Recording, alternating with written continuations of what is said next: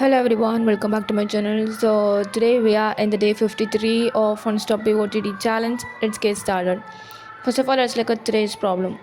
You are given n water slides in a row and each slide has a popularity value. So you can choose some slides but you cannot choose two adjacent slides.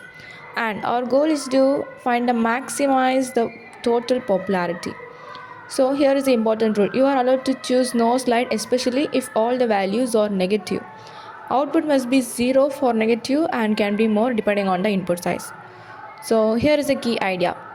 At each slide you can choose two choices. Skip the current slide because we cannot choose two adjacent. So we can skip the current slide.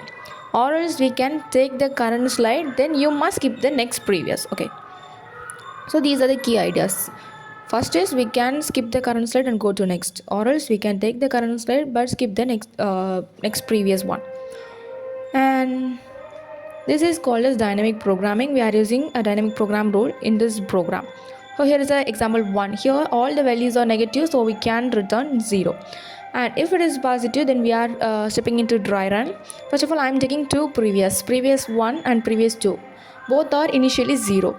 And I am taking all the values to find that correct answer. So the loop is running. First of all, it comes the first value, which is 3.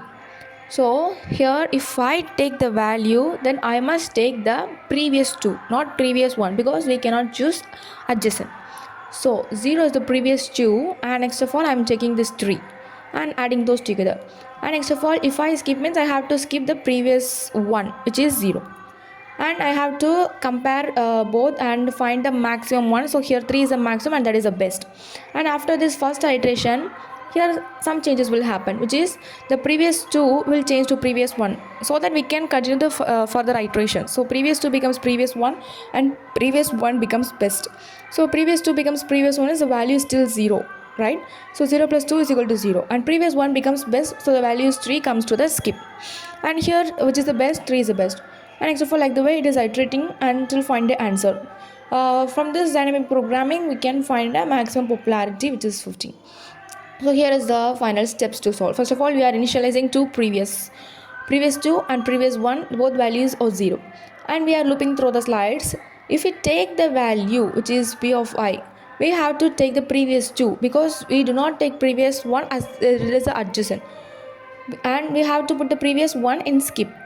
And we have to find the maximum, and the question they ask the maximum. So current is equal to max of take comma skip, which is the maximum. It will update here, and after we have to update that iteration so that the next iteration will perform. So previous 2 becomes previous 1 and previous 1 becomes current, and next of all at last we have to print the previous 1.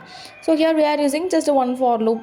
So the time complexity becomes on the number of inputs, so we go of n, and we do not creating an extra spaces, so the space complexity is still constant. So here's the Java code.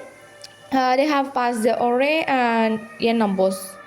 First of all, I am initializing previous 2 as 0 and previous 1 as 0. Next of all, I am looping 0 to n, and if I take the value which is p of I have to take that previous 2, and I have to skip previous 1, and I have initialized that as skip. Next of all, we have to find that max. So in the current is equal to math.max of, we are calling that function and find the maximum. After we have to update it. So previous 2 becomes previous 1 becomes current. At last we have to return previous 1.